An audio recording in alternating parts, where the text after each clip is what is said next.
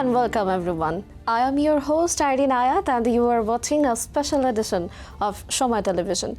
Today we delve into global educational opportunities and the incredible journeys that make them possible.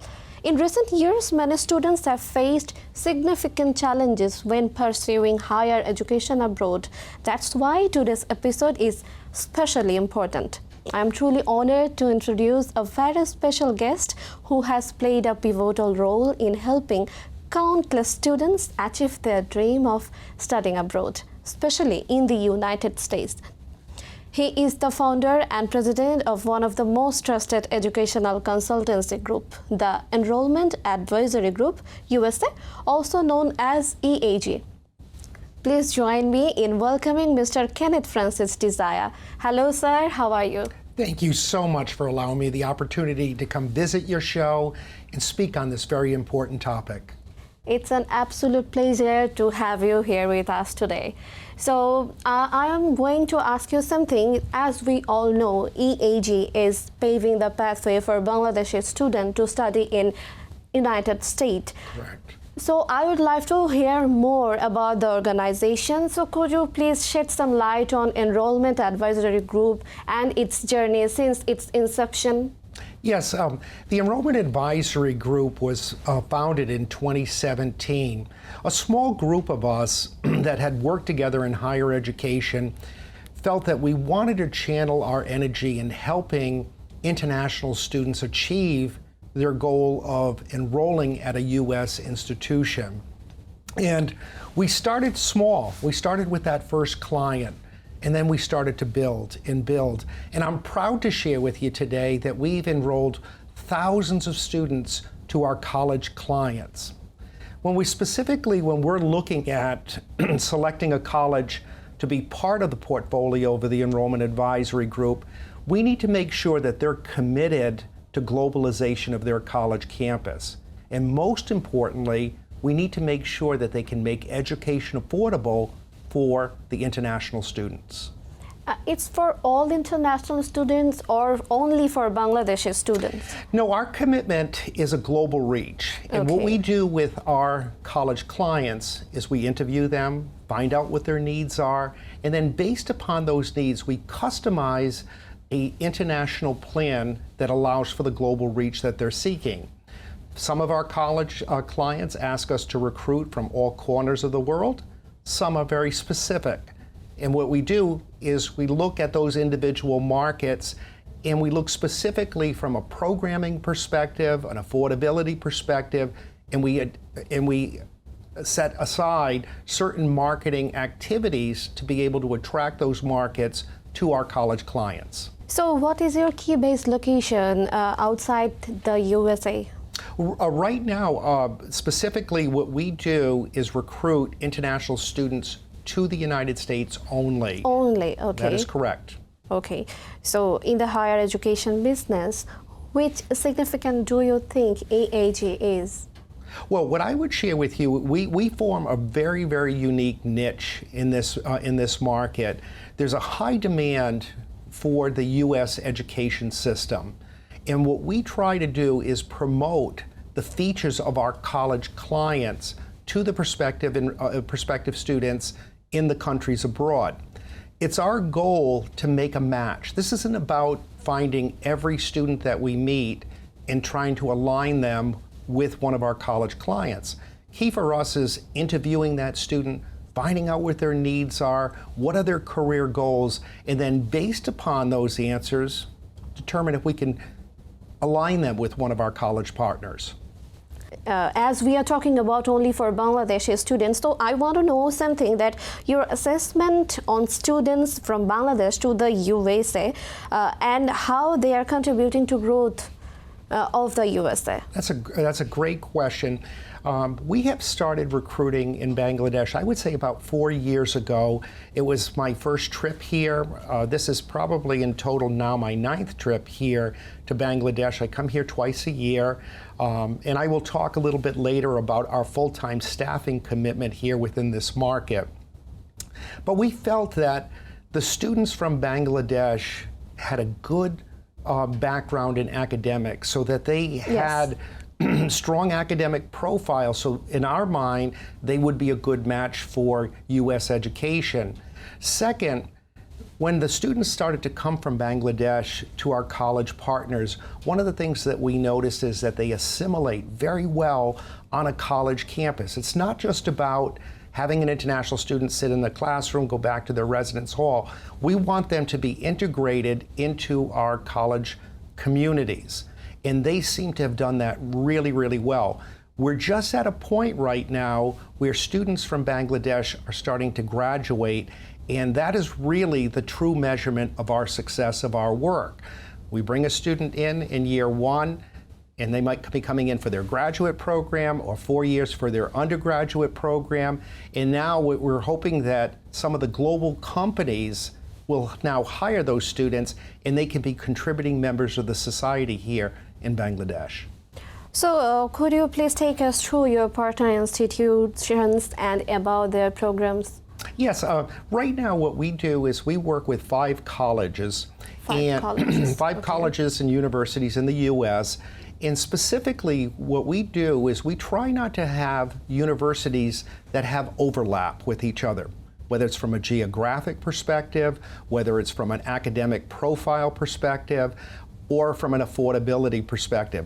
So I'll start with one of our largest clients that recruits international students, and they've been doing that for decades, the University of Bridgeport. University of Bridgeport is located in Bridgeport, Connecticut. And for the viewers of this program, where is Bridgeport, Connecticut? I like to say it's probably sandwiched somewhere between Boston and New York City. And we're really excited to have 4,000 students on our campus, with almost 40% of those students being international students.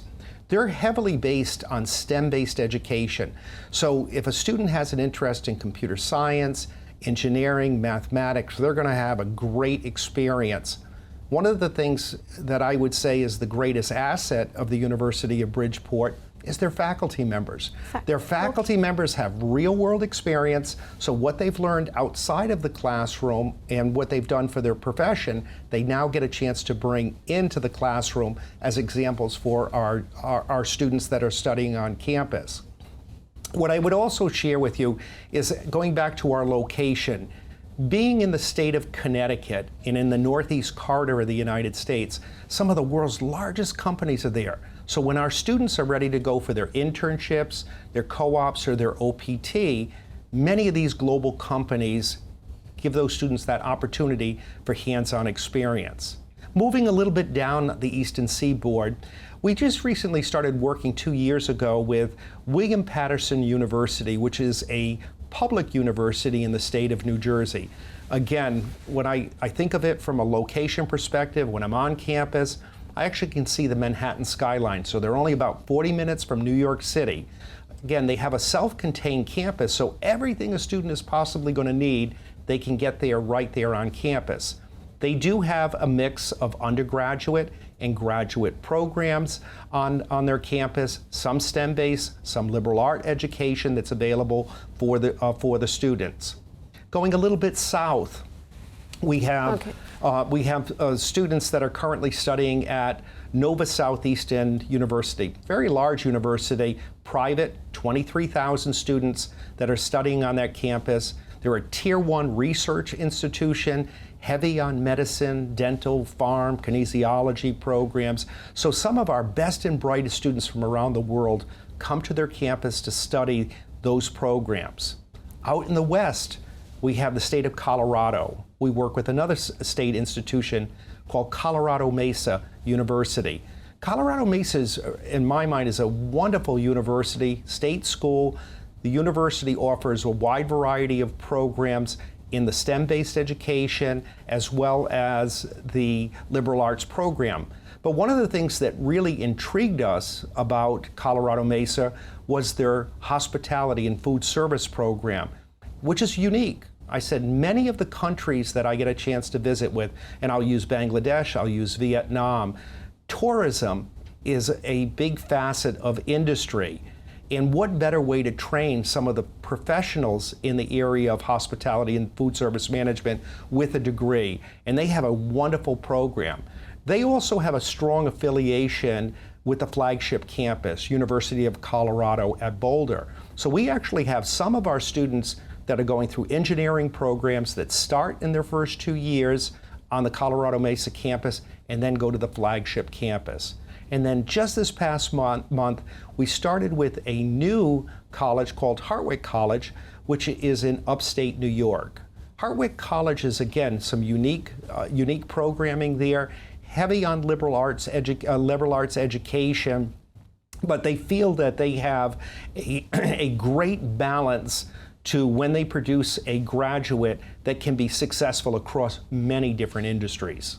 What are your observations on the growth of international student population post-COVID from Southeast Asia?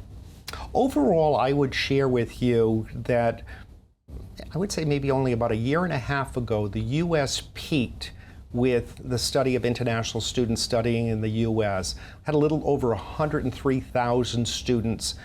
The demand for higher education in the United States is continuing to grow. Specifically, one of the markets that I work with is the Southeast Asian market. So what I will do is I will do visits throughout the Philippines, throughout Vietnam, but also South Asia. So when I think about India, when I think about Nepal, Pakistan, and Bangladesh, these are all great markets. And you can see that by the demand in the application flow. Again, I'll use the example of University of Bridgeport. Just this past year, we had over 30,000 students, 30,000 international students that actually submitted their application for consideration for study at University of Bridgeport. So I think the demand is continuing to grow. Students are very excited about this opportunity, and we're hoping that we have the ability to help them achieve their dreams. So in this, Bangladeshi students, how many Bangladeshi students are in these 5 universities? What I would do is, I'll give you an example of this past year. Application flow continued to increase from Bangladesh. Overall, we had close to 60 students from Bangladesh, 60 new students that have come to the university. And we continue to see that as an opportunity for growth, so much so that the Enrollment Advisory Group actually has hired full-time staff members that will be based here in Dhaka, that may go out there and visit schools, work with Education USA, and whether it be in Sylhet or Chittagong. There's so many different opportunities in this market, so we think it's endless, and we think this market is going to be great in the future for our college clients. Okay, so any challenges you observe in terms of quality of students from this region? From a quality perspective, no. I said when we look at the application flow that comes in, even when I speak about Nova Southeastern University, that is probably the most academically rigorous admissions process that we have. And I see the application flow that comes in from Bangladesh, and they are great students. Great. I think the biggest challenge that I see with not only Bangladesh students, but students from across the globe, and it comes back down to an affordability issue, is that the cost of higher education in the United States continues to rise. And I think it eliminates opportunity for many students that have the interest in studying. So one of the key features to a relationship between a college client and the Enrollment Advisory Group is that we ask those university partners to make sure they're willing to commit scholarships that can make the education affordable for our students. Exactly, that's the thing, scholarship you are talking about right now. So I would like to know a thing that many students and parents are often confused about where to study and what are the initial steps students should take. So in that case, how does EAG is helping them?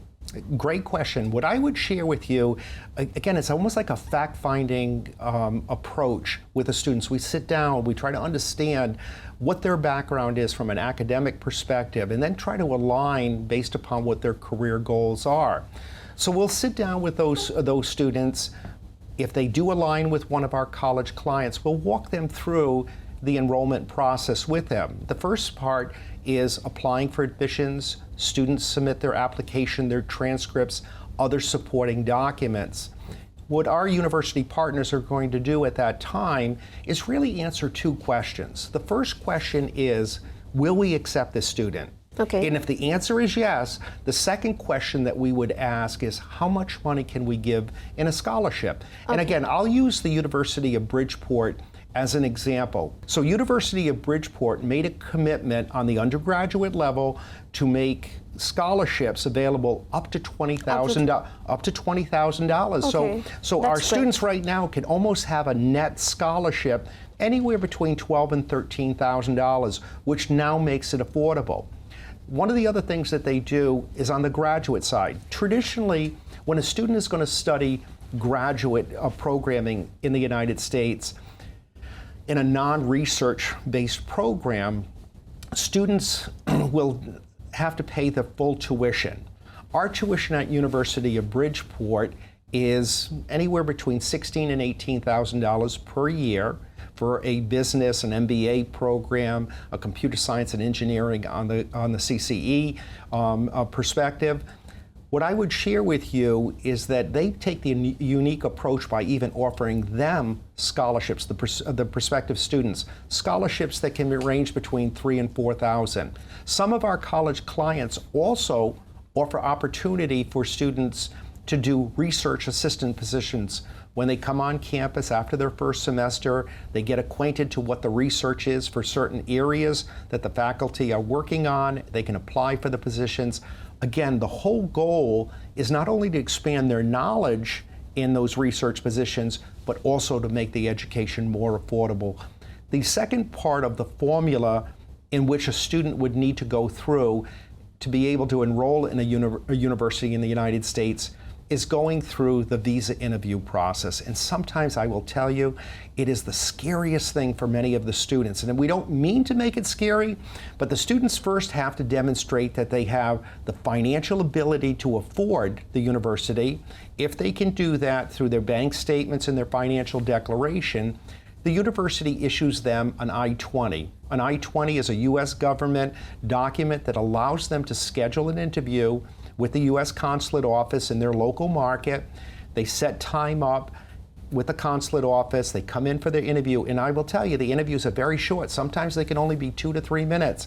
That student needs to be prepared to be able to communicate to the consulate. Why University of Bridgeport? What do you want to do with this degree? What is your career aspiration? And then, based on that information, it's either yes or no on that visa. Exactly. I wanted to know about this thing that I was about to ask you that questions that choosing the right university and program is very crucial. Correct. So how does EAG is helping the students based on their profile? How does AGA is helping them? Well, what I would share, again, it goes back to those fundamental interviews with the students. We have admissions counselors at the university, as well as our admissions international recruiters as part of EAG that are working with the students on a one-on-one basis to try to find out, can we match the career goals, your academic goals with our career clients? And sometimes we have to tell the students, I don't think it's going to be a match with ours. You may even want to consider some of these other institutions over there. Again, key for our success is making sure that when we bring a student to the United States, they will retain and they'll ultimately graduate and be a great representation of the university.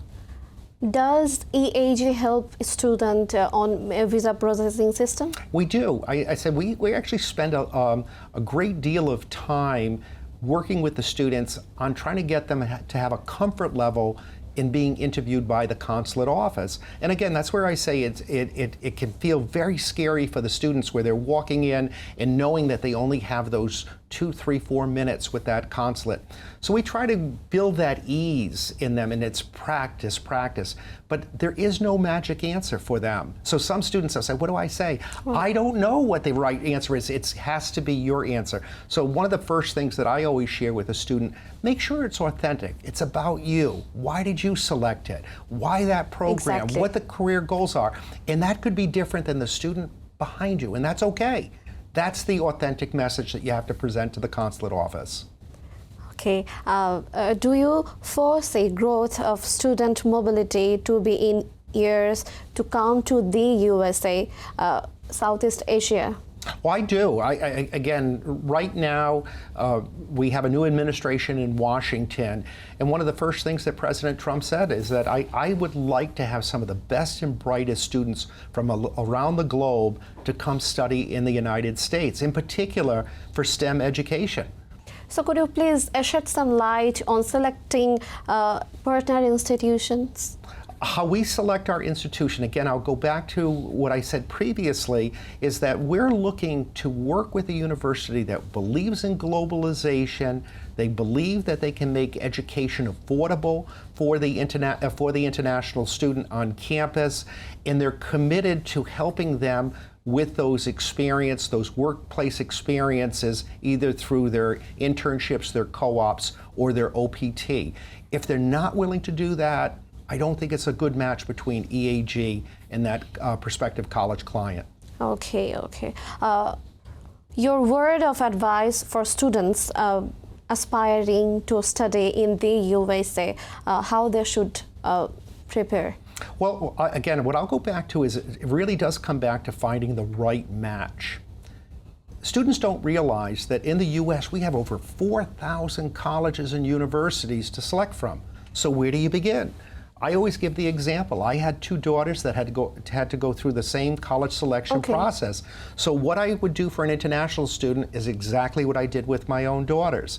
I asked them to write down what's important to you. Is it the class size? Is it the geography? What is it? And I have two daughters that, same parents, but two different approaches. My oldest daughter, she would like to go out there to a major city and wanted to explore. My youngest daughter wanted something close. She wanted small classes, small campus. And those are the things that are important for us to understand from our prospective students so we can align them with the right institution. So where one thing is clear, that you have to plan first what you want to do, right?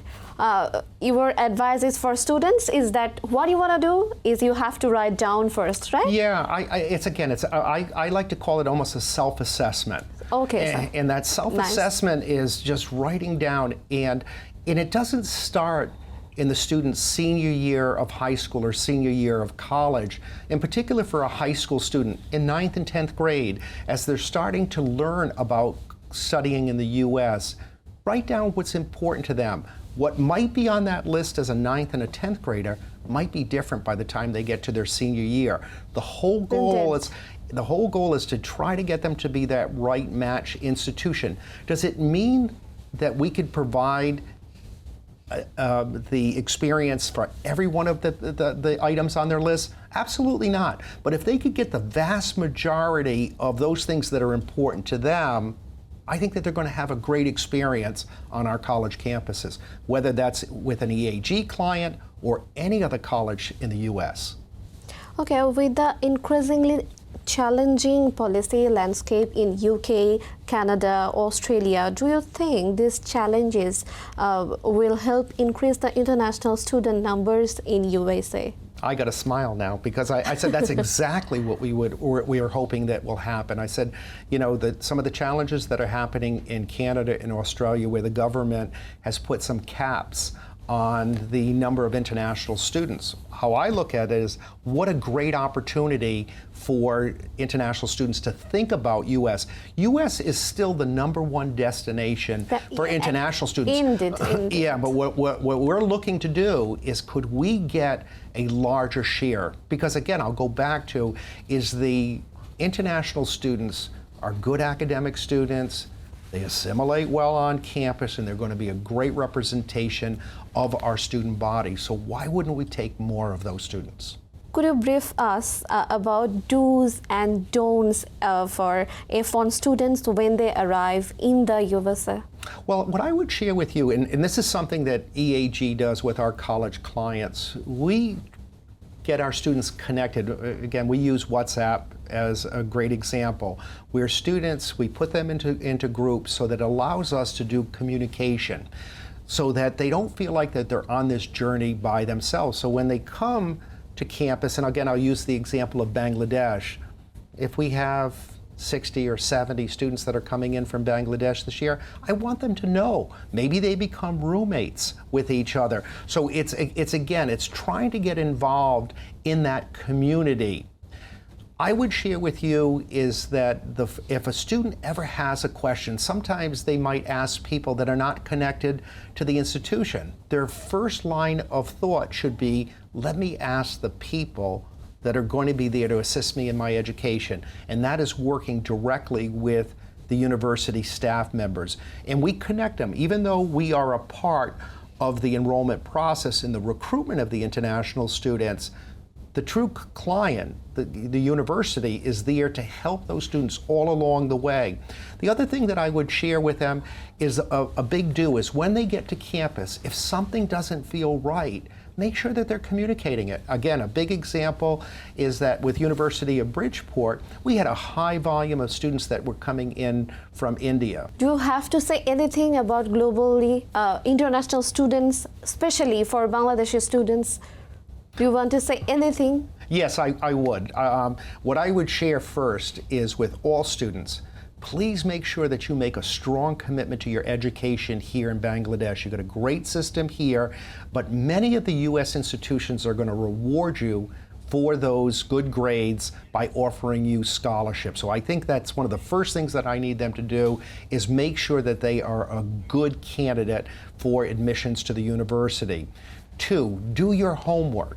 Find out those schools that might be a good match for you. There are many educational agencies that are located here in Bangladesh, some highly reputable organizations that are here to help those students out. I encourage them to use third-party educational agencies. They're there to help work them out. But also, most importantly, make sure whatever they do for that selection process, that they're picking the university that's right for them, not with what their friend is doing. But you know, I really do appreciate the opportunity that you gave me today to talk on the higher education landscape in the United States. Again, I can't say it enough. We love the students from Bangladesh, and we can't wait to have more students come to our college campus. Thank you so much, Mr. Kane, for sharing such valuable insights. And I really believe that who are watching, our audience, especially the aspiring students and their family, they all will have learned a great deal from today's conversation. And I really hope that your guidance will truly make them or truly show them the path to make the right decision and toward a brighter future abroad. I'm here 3 times a year, and I can't wait to come back on my next visit in the fall. Oh, that's a pleasure. Thank you so much. Thank you. And now to our audience, if you are dreaming of studying abroad but don't know where to begin, remember that the right guidance can open the right doors. That's all for today's special episode. Until the next time, this is Irene Ayat signing off. Stay safe, stay inspired.